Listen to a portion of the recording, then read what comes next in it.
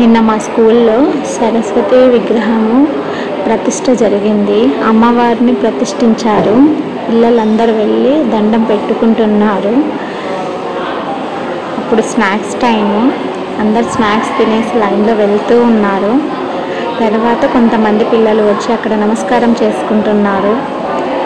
చాలా హ్యాపీగా ఉన్నారు. ఇది హాస్టల్ అయినా వాళ్ళకి హాస్టల్ అనే ఆలోచన లేదు. సేమ్ ఎలా ఇంట్లో ఉంటారో అదే విధంగా స్కూల్లో కూడా వాళ్ళు ఒక ఇల్లు లాగానే ఉంటారు. చాలా హ్యాపీగా ఉంటారన్నమాట వాళ్ళు. చూడండి, మీకే అర్థమవుతుంది ఆ పిల్లల ఫేస్లో చూస్తూ ఉంటే ఎంత చక్కగా ఉన్నారు ఆనందంతో. ఇది ఒక హాస్టల్, కానీ వాళ్ళకి హాస్టల్ అనే ఫీలింగ్ కూడా ఉండదు. చాలా ఎంజాయ్గా ఉంటారు, అలాగే చదువుకుంటారు, హ్యాపీనెస్తో ఉన్నారు. ఎంత చక్కగా రెడీ అయినారు చూడండి. గురు పౌర్ణమి రోజు జరిగింది. చూడ అమ్మవారు కూడా ఎంత చక్కగా ఉన్నారు, అలంకరించారు